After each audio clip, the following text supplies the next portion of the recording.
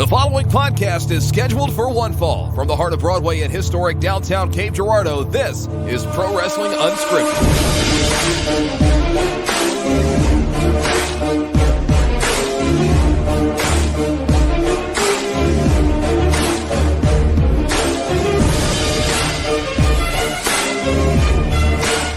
Okay, ladies and gentlemen, it's July 13th, 2022, and this is Pro Wrestling Unscripted on the Podzilla 1985 Network. My name is Shannon Young. With me, of course, we have the original host of PWU and the original GM of Championship Wrestling, the Double H. Anyone who turns this on the normal speed is going to be very, very confused.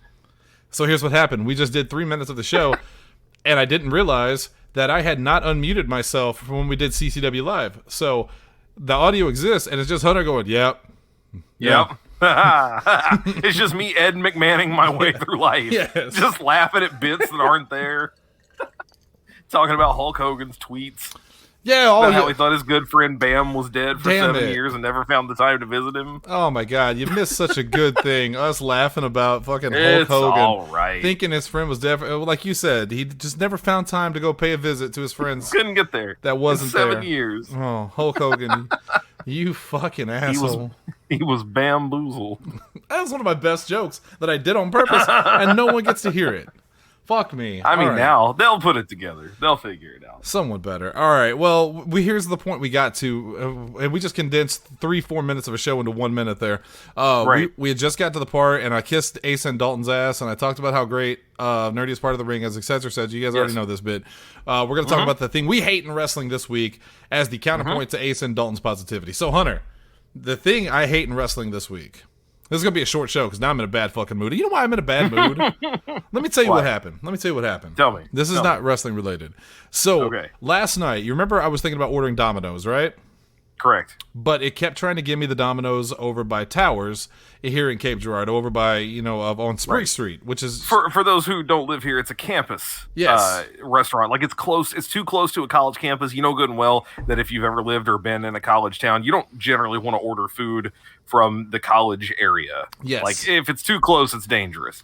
Yes, agreed. So I decided not to order it. Well, today I had a free pizza, and I'm like, I'm going to get pizza for lunch. So I got on there. I changed it to carry out this time, and I ordered my pizza. I went over to the one on Kings Highway to pick it up, and I noticed there's no orders on the shelves, and I realized, oh, fuck. Even though I didn't order the food last night, it still automatically set me to the one over by Towers. So now I had to drive all the way across town to go to that fucking Domino's. I got my food 40 minutes late almost, which was fantastic.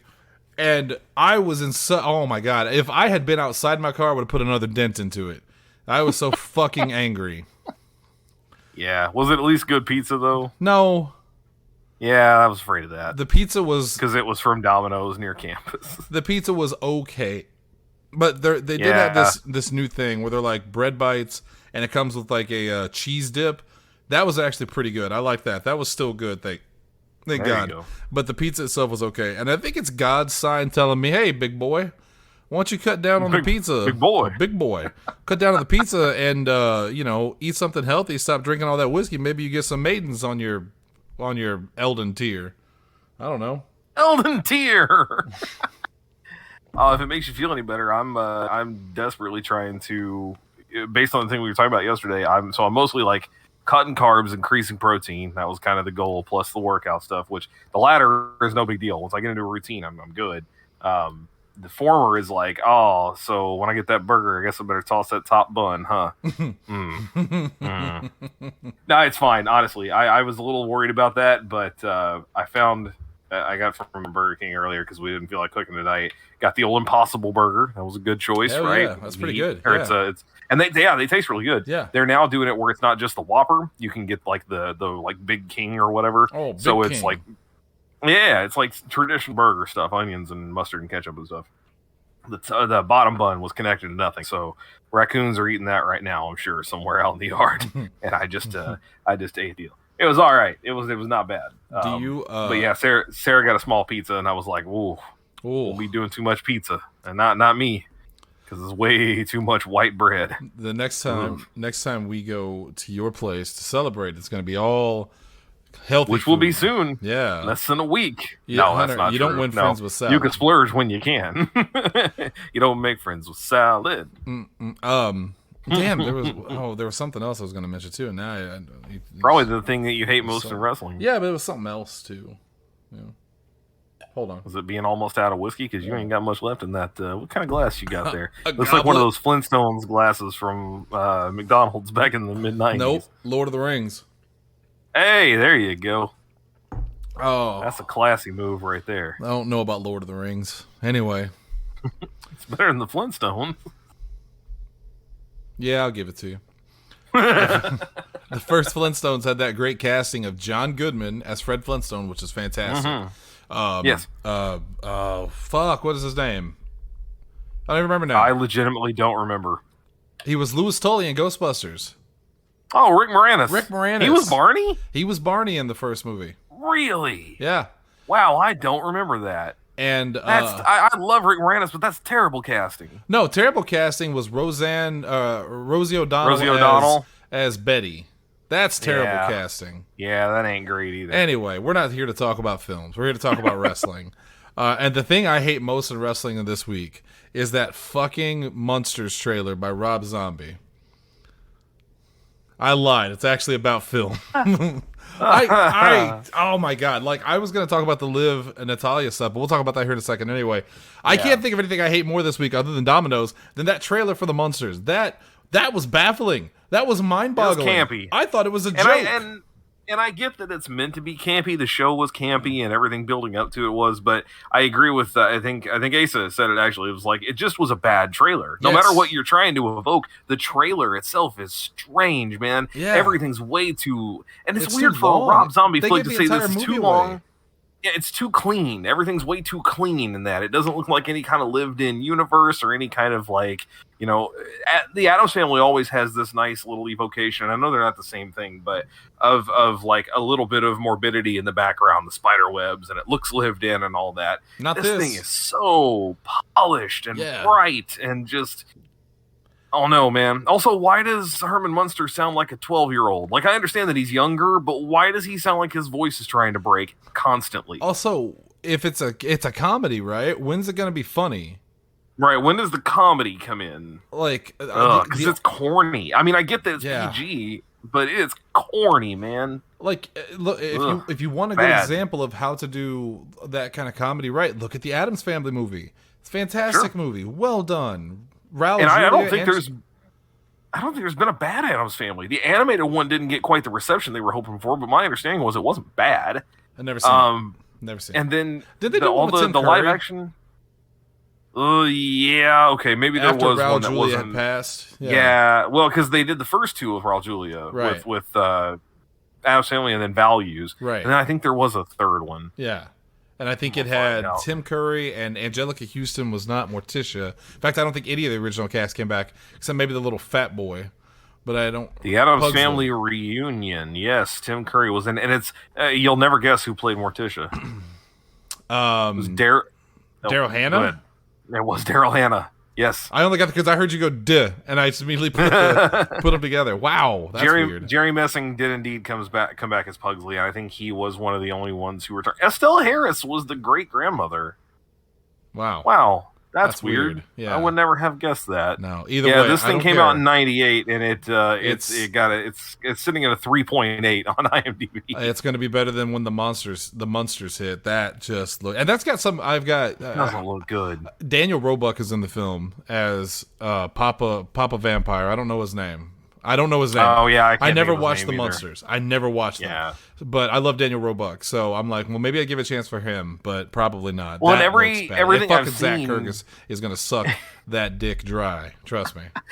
Everything I've seen says that at the very least he's doing a really good. He's just called the Count. That he's doing a really good impression of the guy who did it originally. I still think the Rob Zombie casting his wife and everything. I get why he does it. I don't. She's not even a bad actress. It's just I was going to say, it's just like the Resident Evil movies with Mila Jovovich, Paul W.S. Anderson.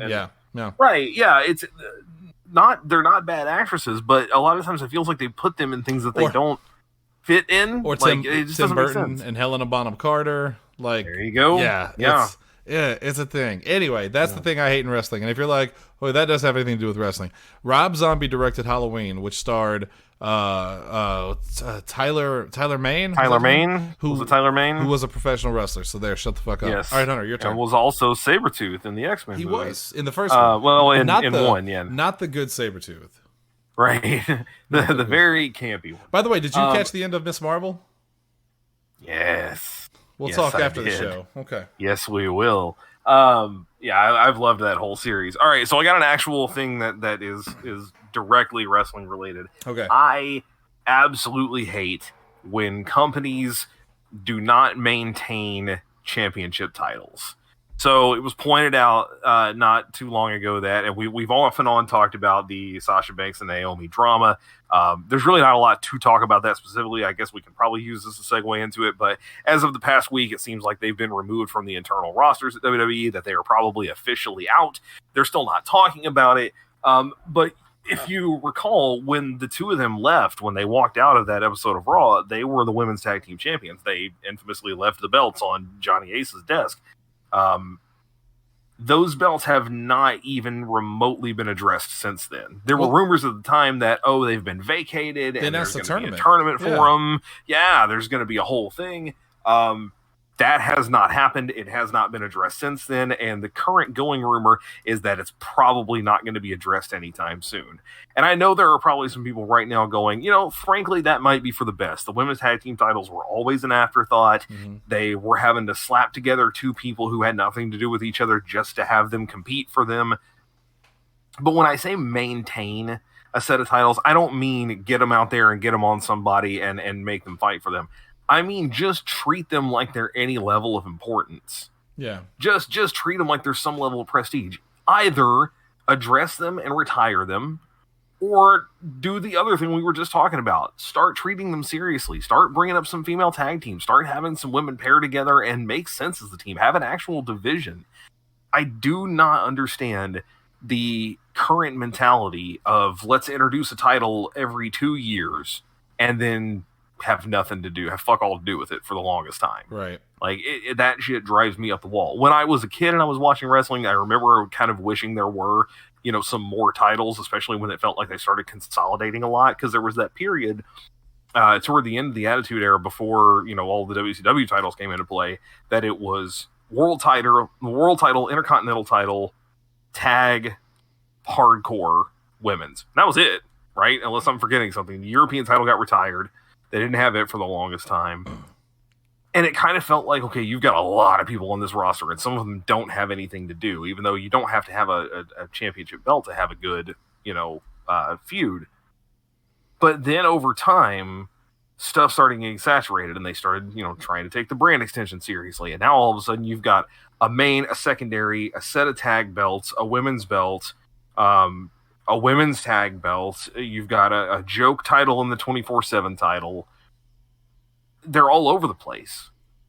And then you still somehow have a creative team that can look at some of the most talented people in the world and go, we got nothing for you. Sorry. Yeah. We have nothing for you to do. The 24/7 title has more reverence than the women's tag titles. Absolutely. Yeah. And from an adult perspective, and from somebody who's been watching wrestling for a long time, it's easy to look at that and go, well, yeah, because it's a gimmick and you can sell it to advertisers and it's there to, be a nice little comedy break in between the serious stuff.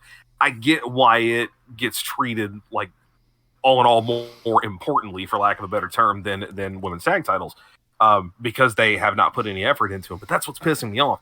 Put some effort into them or retire them. Yeah. Treat this stuff with any level of prestige. There should be no reason that a pay-per-view exists, or whatever they call them now, premium live events. And I don't even know if they're still doing it, but you remember Night of Champions? Yeah, all they had a specific, yeah, where you had to defend every title. That shouldn't be a gimmick, man. That should just be the go-to understanding for any of those major, monthly events.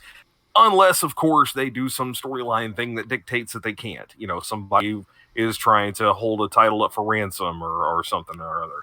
That shit drives me nuts, and I feel like WWE is the biggest culprit with that right now, because AEW does a really good job of being reverent of their belts. I feel like, they take them pretty seriously. So I was going to talk about that. I was going to say AEW, it does feel like that, but they have they really marketed themselves in the beginning as the adult wrestling alternative that's taken more seriously, you know. But then you have guys like Orange Cassidy, who we talked about earlier. You have a lot of joke stuff on there.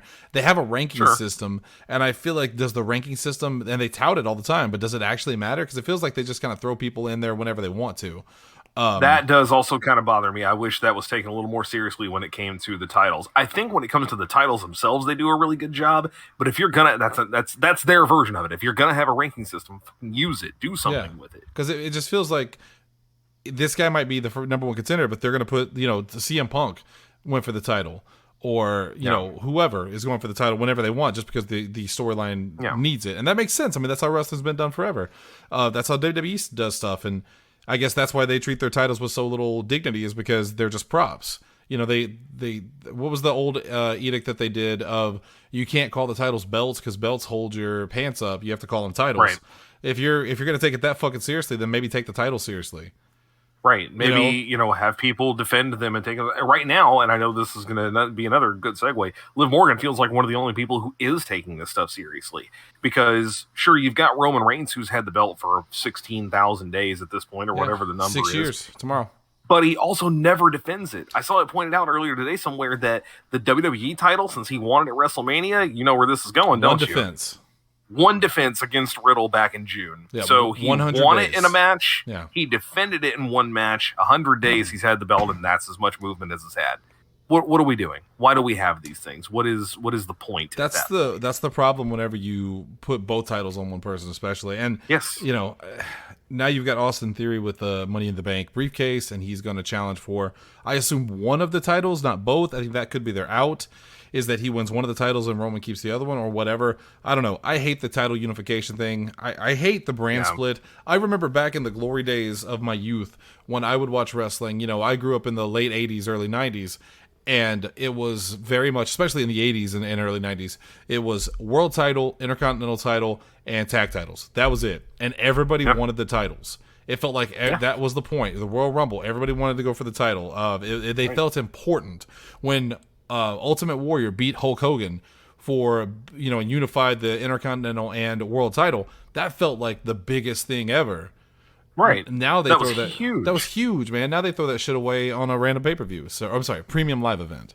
So yeah, a box-like structure at a medical facility. I don't even hate the idea of having a multitude of titles. It's nice that there are a set of women's tag titles, so that, you know, every woman on the show is not completely pigeonholed into a single division. Like, give them something else to do. If there are male tag team specialists, there should be female tag team specialists, but that has to be cultivated. Somebody's got to have time to do something with that, which they got rid of. It feels like, you know, you had the Iconics there. The Iconics held the belt for a song and a dance, and that's a established tag team that you did nothing with. And that was one of very few, which is also another thing that drove me crazy. You remember how long the Riot Squad existed when it was just Ruby Liv Morgan and Ruby Riot, and still could not win those belts to save their lives. How many times did they put them instead onto random collections of their more, you know, overall popular stars? Their inaugural women's tag team champions were Sasha and Bayley, as I recall. Yeah, and they do that. It's not just a women's thing, unfortunately. That's with men too. They love putting together random Orton and Riddle. Tag teams. That's one of the biggest tag teams in the company right now is those two, and they're literally just a couple of guys thrown together, and it can work. I'm not saying never do that. It just drives me a little crazy when you can see that somebody has been kind of shunted down into the tag division on the women's side of things. So, okay, you've been competing for the women's title for a while. It's clearly never going to go to you. Nobody's behind you. We're going to team you up with somebody, and that'll be your thing to do. Yeah, because tag team wrestling, that used to be my favorite wrestling when I was a kid. I mean, you know, talk about the days of the Rockers and the Steiners and Harlem Heat. Absolutely. In more recent years, you know, you've had people like, what was not Alpha Academy? What was it when it was Chad Gable and Jason Jordan? It was American Alpha, wasn't it? American Alpha, yes. Yeah, those guys were fantastic. Even Tucker and Otis were really good. Of course, you got the Usos and Street Profits and guys like that. So they haven't given up on tag team wrestling completely. But Man, you could do so much more with tag team wrestling. I was watching the Wrestling with Regret review for, I forget which show it was. It was a Great American Bash, I think. I forget which year, maybe 94 or earlier. And, you had the Steiner brothers were on there. The Freebirds were on there. The Jim Cornette, I can't think of the names. Rock and Roll Express? Rock and Roll Express. Well, not just the Rock and Roll Express, but the other guys, the Midnight. Oh, the Midnight Express. Midnight Express, yes. Man, there's such good tag teams, and nowadays you've got like 3. You've got the Usos, Street Profits, and New Day, and then whoever they throw together.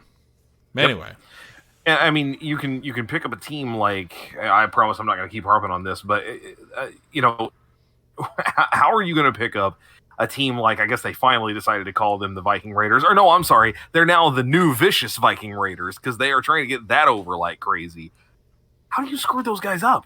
They came into NXT, they steamrolled over everybody, they come up to the main roster, and it's like watching Karrion Kross all over again, or Killer Kross. They were War Machine on the Indies, which is a cool name. But they come into WWE. You can't use War Machine, obviously, Marvel. So they called them the War Raiders. That's a fine name. But no, War Raiders wasn't good enough. Then they changed to the Viking Experience. I shit you not. Do you remember that at one point, their name was the Viking Experience? And then they changed it to the Viking Raiders. And I don't know anymore. But they still called their finisher the Viking Experience. Yeah. Which still makes no sense. They do not get subtlety. I thought the Ascension was a good tag team, and they got dick off. Ascension was a great tag team. When they got to the main roster. They were a ton of fun. Those guys were super talented. The work that they did when WWE was still doing that, fun stuff with Southpaw regional wrestling and the parody stuff, those guys were great. They were hilarious. When they did the stuff with Breezango, when the Fashion Police. Yes. That's good stuff, man. I don't know why WWE hates fun. Couldn't keep it. They hate fun. Anyway, let's segue onto this. You mentioned Liv Morgan earlier. Let's talk about Liv Morgan for a second. We're super happy about Liv Morgan winning the women's championship. Very well deserved. Jim Cornette doesn't think so. He thinks she's too girly and too cute to be a series champion. Jim Cornette and I agree on a lot of things. This is not one of them. Fuck yourself. Because I think Liv Morgan is a great champion and someone that works very, very hard and, like you said, takes it very seriously. Her merchandise is apparently selling through the roof. She is getting huge crowd reactions at all the house shows. She is a bona fide star, which makes what happened over the weekend pretty baffling, and I still don't think they've come out with a good explanation for what happened. Did you see the video? The video of the match itself? Yes. Yes, yeah. So actually, I meant to mention that finally today. You and I talked about this last night, and I had heard from other people too what had happened. And for whatever reason, I never went to look at the video, but I did see it today just at random. It was in a set of clips of some things that I was watching. It's not, I will say this before we get into it, it's not as egregious as I thought it was. Natty doesn't, I'll let you explain it all. I thought that she stood up, like she full blown got to her feet. She kind of like rolls over and pops up to her knees before she leaves the ring immediately, though. And for whatever reason, don't get me wrong, it's not a good thing, but for whatever reason, it wasn't quite as bad as I thought it was going to be. But yeah, by all means, explain it out. It was a house show. I don't know where. It was Natalya and Liv Morgan and Ronda Rousey in a three-person match for the women's championship. Liv hit Oblivion, which is her finisher, went for the pin on Natalya, pinned her 1, 2, 3, and as soon as she got the 3, Natalya climbed up to her knees like she wasn't hurt at all, mouthed something off to Liv, pointing at her, and then rolled out of the ring and walked away. And Liv just kind of sat there kind of stunned. I think she was smiling like she didn't understand what was going on. And it was shocking when I saw this video, because this is some Austin Aries type shit. You remember Austin Aries famously did this to John Morrison in Impact when Morrison beat him for the title. Just kind of got up and walked away. Part of wrestling is you have to sell for your opponent. You have to make them look good. So when you get up after their finisher, like nothing happened, and walk off, it makes everyone look stupid. So the explanation that I heard from Dave Meltzer, who is, boy, you can't get higher in the wrestling respect than Dave Meltzer, Mr. 5 stars. Sorry, Asa. I know that Dave Meltzer's been around for a long time, and he certainly carries a lot of clout. But it is becoming hilarious to me to see the entire community turn their back on him, because his reports kind of follow this pattern of, all right, this is a thing that this event happened this weekend. On Monday, he reports, there was definitely a problem between the two of them. By Wednesday, it's actually it may not have had anything to do with Liv at all. Yeah. And then by Friday, it's either she had a problem with her or she didn't. Yeah. Cool. Thanks, Dave. something happened. You may as well have told me that that all the people involved in the match are either human beings or they are not, or they are eggs. Okay, that have grown. So they arms are and literally legs. anything in the universe, right? Yeah, it's pretty ridiculous. He said exactly like you said. He said that something happened in the match that pissed Natalya off, but then later it was, something pissed Natalya off, but it had nothing to do with Liv, which to me is even worse. If something happened that had nothing to do with Liv Morgan, and Natalya's answer to that was to completely no-sell Liv's finisher and make her look stupid, then that is horribly unprofessional, and that is awful. Natalya is someone that is supposed to carry a lot of respect in the ring. She's been doing this forever. She's a graduate of the Heart Dungeon. She's a serious competitor, and never heard of anything like this before. So it's really baffling why she decided to do this to Liv Morgan of all people. The one explanation I've seen that could carry some merit, because if you watch the video, you can kind of, and it might just be one of those, they said it and now I'm looking for it and I can see it. Supposedly somebody who was there said that it looked like Natty had something wrong with one of her eyes after something toward the end, like maybe she lost a contact or she got poked in the eye doing something that happened. And so she was trying to do something with that, like she was rubbing her eye or like, kind of poking at it, trying to get something out of there, whatever. And Liv went on the attack. And so there was some miscommunication about like maybe Natty was trying to tell her, hey, give me a second, I got to figure this out. And she didn't. And so then after the match, she was upset about that. That's still the man, shit happens. Oh, absolutely. And Meltzer's explanation of like, well, no, she was mad, but it had nothing to do with her, makes no sense. If you watch the video, Natty literally points at Liv directly, like pointed jabs with her finger and says something, and then rolls out of the ring.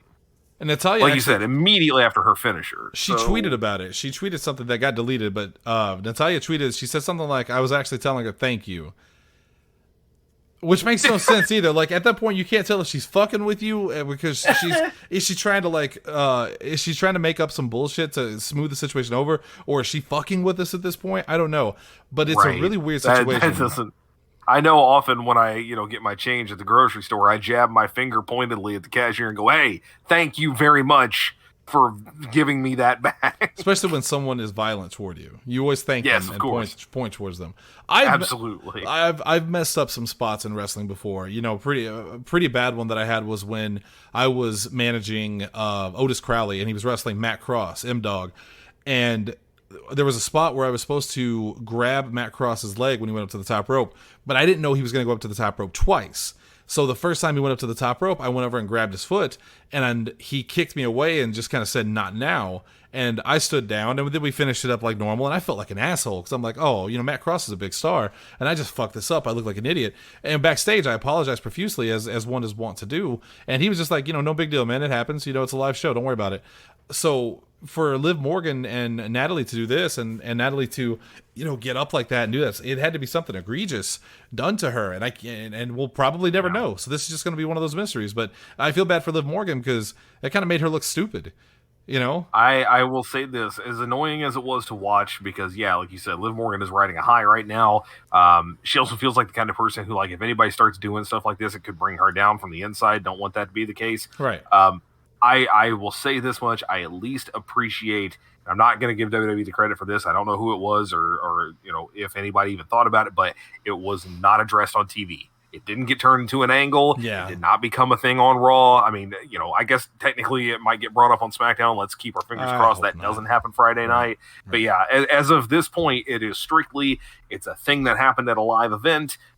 It is only out there because somebody got a video of it, and there were obviously people there watching it.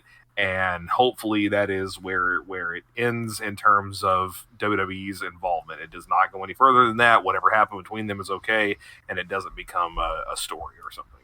Hopefully so, because that would be really, really bad. Really quick, some news that I wanted to share with you. Hunter, AJ Ferrari, right? Say that again? AJ Ferrari, right? No. Oh, well, I do not. He is a member of WWE's Next in Line program, and he has been dismissed from the Oklahoma State wrestling team due to a investigation of sexual assault. So. Oh, good. Well, so I was going to ask what the Next in Line program is, because this is the first time I'm hearing of that, but I'm going to go ahead and assume it's like an early scouting thing. That's what I was like, hey, we want you showing up at some point. Okay. Yeah. So I just wanted to mention that. That's all. AJ Ferrari has been booted out of the Oklahoma State wrestling team and will probably not be signing to WWE anytime soon, or will, because clearly they don't care about sexual harassment or assault in WWE from the story we're going to tell here in just 1 second. Yeah, man. So first of all, I'm glad that they have a program like that just in general. This is the first time I've ever heard of it, and I was not aware that was a thing, but it's good to know that they're at least, reaching out to people early on, I guess. Obviously not the point of the story, but I guess worth mentioning. That said, I guess it's also good that somebody's keeping a close eye on that program, because somebody does something like that and then squeaks by into the company, then that's just going to be even worse the further it gets down the line. But no, I did not know. You said AJ Ferrari like I was just supposed to know who that was, and I feel like that was the bit. That was the bit. And now I'm getting it. Yeah, that was the bit. The longer it went, the more I was like, am I actually supposed to know who this is? In other news... Well, because, I mean, when it comes to, those kinds of wrestlers, Gable Stevenson has now been introduced. All right, you want something for your, hate in wrestling? Because I know you got to hate this the same way I do. I hate prolonged introductions in wrestling. They introduced Gable Stevenson at WrestleMania last year. Yeah. 2021. We've hired him. It's going to be a huge deal. Nothing happens for 365 days until this year's WrestleMania, when they once again make a huge deal about Gable Stevenson coming to WWE. He's on Raw the night afterward. Have not seen him since. That's it. 3 months ago. Yeah. At least, was it three? It was April. Yeah. 3 months ago. Haven't heard a word of this guy since. Yeah. What is he doing? What is going on? Moving on. Also... This last week, women's wrestler Jordan Grace made some comments about Chris Benoit, and we're not going to talk about it. Oh, yeah. Okay, well, I do want to briefly mention that I know. So it's, while we're not going to mention what she said, because none of that should have been brought up in the first place. I will.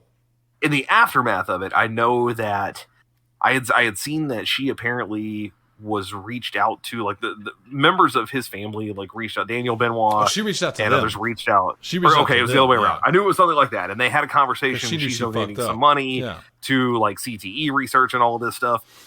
And then Nancy's sister, Nancy Benoit's sister, said, it really, I'm not going to quote her here because I don't remember exactly what it said, and I'm not looking it up, but the gist of it was basically, kind of drives me nuts that every time this shit gets brought up, Nancy and their son, what was his name? Not David. Daniel?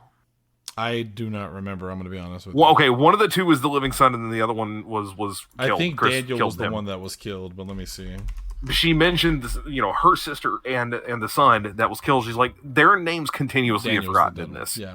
Okay, so yeah, Nancy and Daniel, were victims of this. Yes, Chris was a victim of some things too, but he also perpetrated this stuff. Right. And every time it gets brought up, oh, we're going to donate, to CTE research and all this other stuff, and it's like, and yet you keep leaving Nancy and Daniel's names out of it.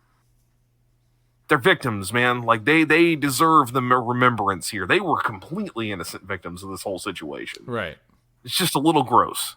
Especially that they keep ignoring the sister who's constantly fighting to keep their name in the news on that. I also think it's gross how WWE manages to constantly wiggle their way away from all repercussions or responsibilities whenever shit like this happens. Do you think that part of why Benoit did what he did was because he got hit in the head with chairs and took so many bumps? Probably. Absolutely. I mean, there was the stat that said he had the brain of an 85-year-old Alzheimer's patient. So, but WWE constantly wiggles their way out of this shit. They do it all the time, and that makes me sick, which is why, again, we're going to talk about here in 1 second. I'm hoping that they finally have something fucking coming to them, some kind of repercussions. But what Jordan Grace said I will just say this really quick, that Benoit couldn't hang with today's wrestlers was, I think, objectively a stupid statement. Not even taking into account what he did as the monster that he was. The whole argument that today's wrestlers are so much better than the wrestlers of old just because they can flip more and all that shit. No, man, it doesn't work for me. I mean, I'm not really in the business of hyping up Chris Benoit. I don't want to defend Chris Benoit. Well, she said the same thing about Angle. That Angle couldn't hang. Fuck No, outta if you here. want to just take it completely away from that, again, like you said, it's just an objectively stupid statement. Like, I know it's difficult to watch Chris Benoit matches now, but if you're going to make that kind of comparison, go watch one. Go watch that and watch, like you said, Kurt Angle. Don't get me wrong, both of them doing a lot of stupid things that led to some real problems, not even just with Benoit. Angle had, some pretty severe issues himself with substance abuse and everything. Yeah, everything, yeah. And all that. But yeah, no, the idea that it almost feels like this is the kind of thing you say just to get people talking about you. Yeah. Like what even was the point otherwise? Yeah. I don't get it. And I remember there was a match a couple years ago that really put Ricochet on the map, and probably Will Ospreay too. I believe it was Ricochet versus Will Ospreay, and everybody talks about how it was one of the best matches they've ever seen. And athletically, it was a fantastic ballet, admittedly, but like that, I don't like that kind of wrestling. That clearly choreographed. I'm gonna kick, you go low, you kick, I'll go low. Yeah. Like, to me, wrestling at its heart, the best wrestling are the guys like Kurt Angle. That pure athleticism. They make you believe that what it is real. It doesn't look like it's been staged. To me, that will always be my favorite wrestling. So this wrestling now of flipping and kicking and the stuff that is so clearly put together, I'm not a big fan of it. But to say that they couldn't hang, that is a ridiculous statement. Let's move on, because I feel dirty talking about Chris Benoit, and it's just a stupid thing to say. And also, yes. So this is a thing that Jim Cornette and I did agree on, except for the part where he called Jordan Grace fat ass, in which case, again, shut the fuck up, Jim Cornette, you fucking asshole. Like, oh my God, that's...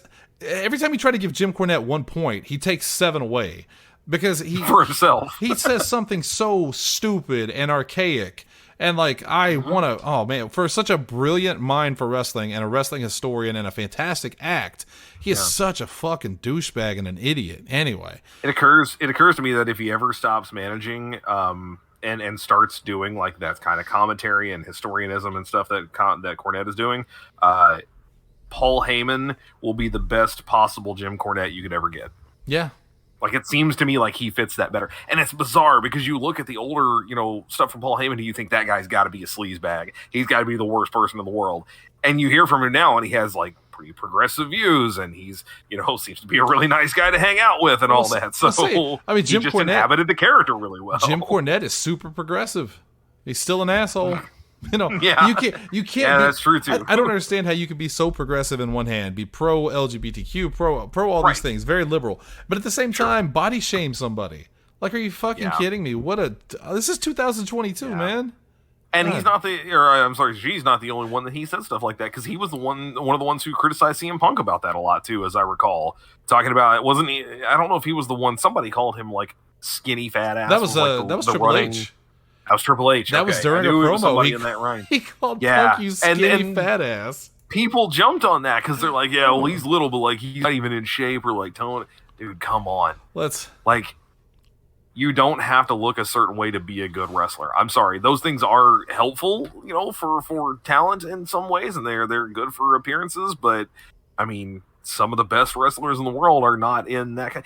Look at strongmen. I mean, it drives me nuts when people talk about it like, oh, you've got to have, the muscle. No. When you're looking at those kinds of competitions, like those muscle competitions, those guys are not necessarily the strongest people. They just have good definition. Yeah. You look at actual strongman competitions, those guys have big burly bellies dudes, that they will, rival some truck drivers, but it's all muscle underneath there. Yeah.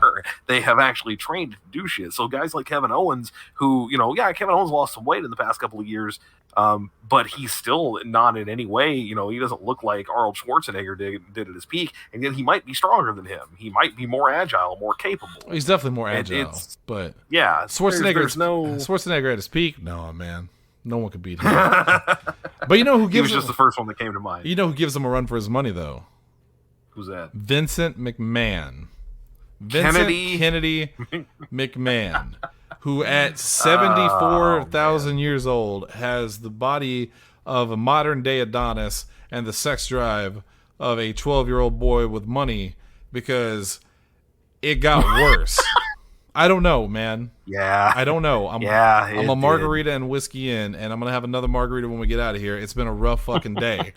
So, McMahon, last week we talked about for the past couple of weeks, we've been talking about this thing that's been going on with him, these settlements that he's paying out to these women. Well, the Wall Street Journal put out a new article that says it wasn't just one woman. It's actually, it was 4 women that they found, totaling up to about, $13 million? I think it was 12 to 13 because I remember the average ended up being I hate that this is why I remember it, but the running joke / the memes now are the 3 million payment. The one I keep seeing is there's a very like posed picture of this man clearly sitting at the end of a boardroom table. He's like got his hands folded and he's smiling, and it just says POV, you're about to receive $3 million. Yeah. That makes me feel dirty. Yes. As well it should. One of the women, and they didn't name the women, but she was apparently released in 2005 after being coerced into oral sex by McMahon, who then she was demoted and eventually fired. So the internet's trying to figure out who it is. They got a good idea who it is. I'm not going to name names because that's just speculation. You can ruin reputations that way. But it's a pretty disgusting trend that McMahon has done this. And speaking of things that I hate in wrestling, let's tack onto this. I can't believe I didn't think to bring this up earlier. But now's as good a time as any. Did you hear what Chris Jericho had to say about this whole thing? No.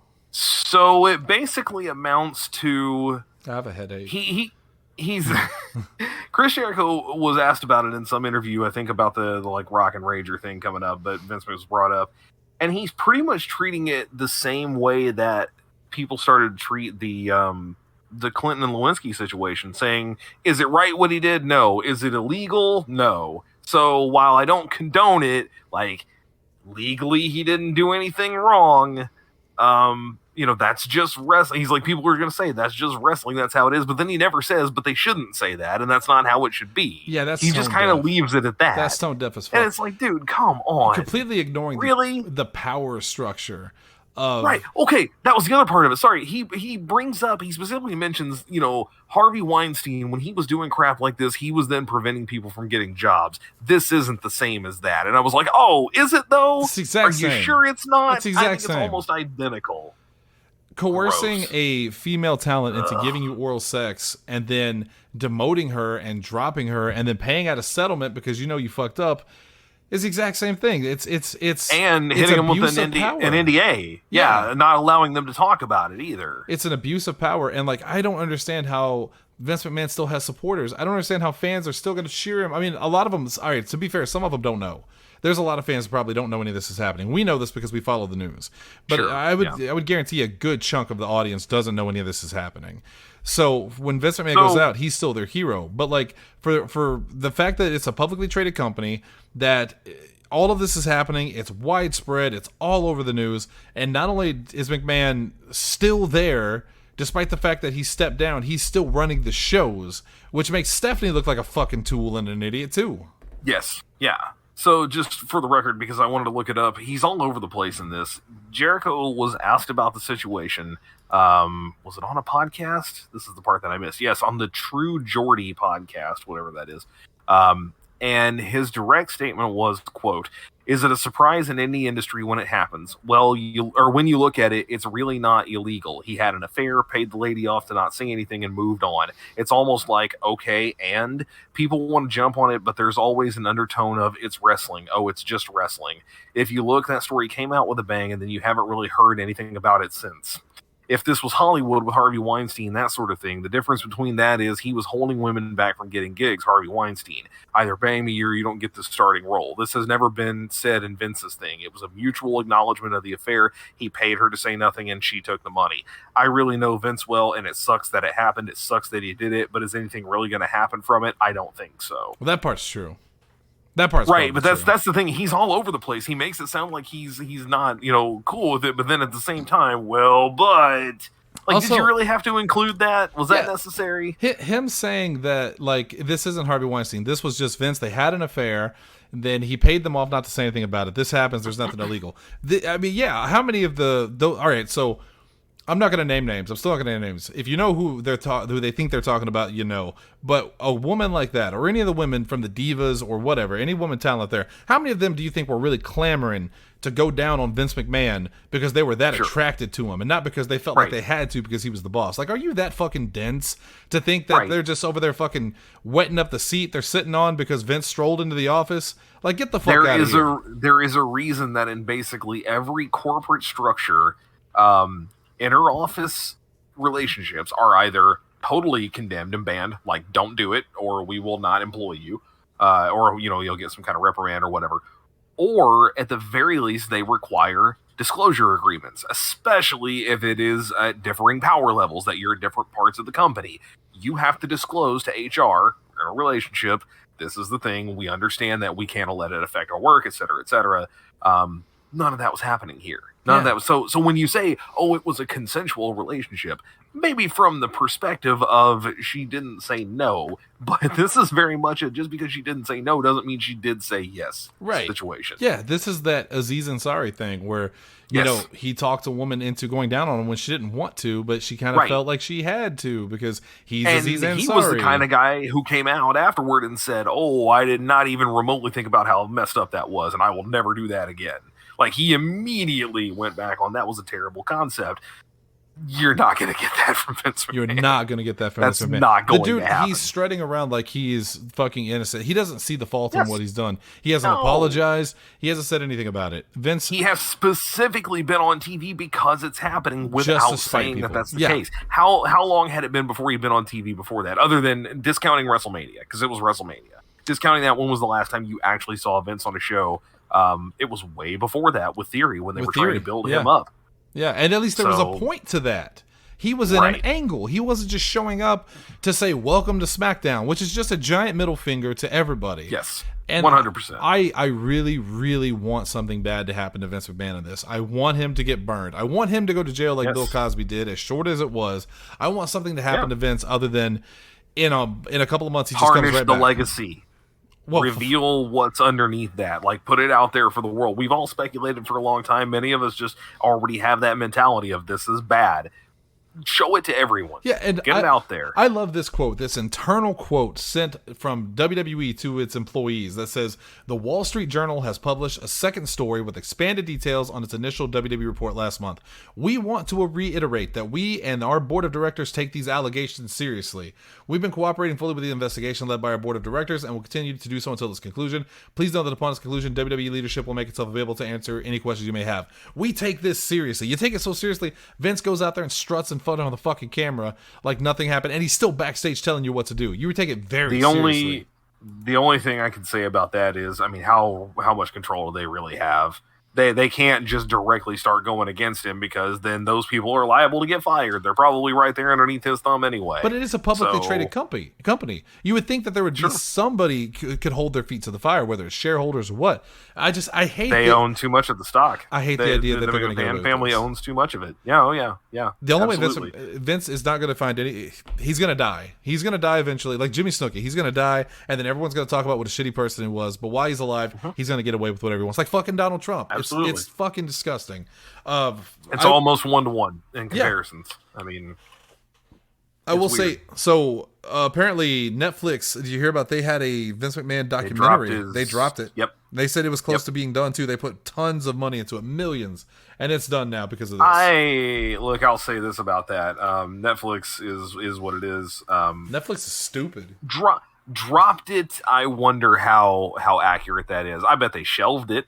I bet they put it somewhere in the background. And like you said, if Vince drops dead tomorrow, that thing will be up the moment that it hits with a new ending, the airwaves. With a new ending. Absolutely. Yeah. They will finish it up. That, or they'll sell it. They'll sell it to somebody else who will put it up there, because somebody's going to do something with that. If they put that much effort into it and it's that close to being done, no part of me thinks that thing is going to languish in hell forever. They'll do something with it for sure. I hate it, and I want, for once in this fucking world, for there to be some kind of punishment for people that do bad things. You got good people out there getting shot and killed every day for making small mistakes. You can't hold a old rich white bastard put his feet to the coals over something he did that there's records of. Like, come on, man. What kind of fucking country do we live in? Because you said all the key words: old, rich, and white. I mean, you put them all. And bastard, which implies that he's male. So yes. I mean, you just hit all the key words there. That's all he needs, really. Do you remember the skits on SNL, the Black Trumps? Oh yeah. They were them Trumps. Them Trumps. Yeah. Oh god. All right. Congratulations to Bowen Yang for his SNL Emmy nomination. Okay. Yeah, I saw that. And Kate McKinnon. I meant to look through and see. I was going to say, I assumed it was more than just her. What was that in the background? It's a video. Okay, that's it. My niece is riding her bike. That's it. Let's just call it there. I'll tell you what we're gonna do. That seems like a good idea. I'll tell you what we're gonna do now. We're gonna mosey on down to Valentine for one last. Yes, we are. One last trip through Red Dead. One last drink of whiskey at the saloon. Rockstar, I loved you, old man. Red Dead, but we couldn't save you. We couldn't save you. All right, so guys, if you do have Red Dead 2, boot it up one last time because they've announced officially there's nothing else. It's over. Nothing coming to it. Nothing coming to it. They're just gonna. And I look. This is not the show, but like, has this been an extremely dramatic response from the community? Yes. The game is not dead. The servers are not going down. You can still play it whenever you want. There's still an awful lot of good content. We played Red Dead like exclusively for the good part of like 4 months straight last year. Some of my best memories. For sure. Absolutely. But the unfortunate thing is that there is nothing new coming. So yeah, once you put about 100 hours into it, you're going to get pretty much everything. Which is still 100 hours, so. you know. Still 100 hours. Yeah. Still totally worth a look. It's a shame it's not on Game Pass anymore because now you got to buy it. But that's the one thing that does drive me crazy about this is that people are talking about, oh, Rockstar fucked us over. You know, I'll never buy from this company again. But you're talking about an online add-on to a single-player campaign that was already Game of the Year and amazing, and you got 100 hours of online. Look, they gave us what we wanted. It couldn't last forever. It's the comparison. It's the fact that GTA is still going and that this isn't. And that's always going to be because GTA is. It's funny to me that the much more modern game makes it much easier to get away with absolute chaos. In Red Dead, you start that shit, you're going down quick. Lawmen don't play them games. Nope. And you can't jump on a fucking train that can fly through the sky and shoot rockets from it like in GTA. I'm mad now. I'm going to go drink. We're out of here. Until tomorrow. Play Red Dead. An all-new Pro Wrestling Unscripted was tonight. Actually, yes, it was. Tomorrow, it's an all new After Dark. I'm done. Hunter, get me out of here. Fuck. All right, AD tomorrow night. Something new coming there. Horse time on Friday. Time. Maybe we'll talk about Red Dead then. But until then, for myself and for Shannon and myself again, thanks for joining us, and we'll see you tomorrow. Shannon, take us out. Later, damn it.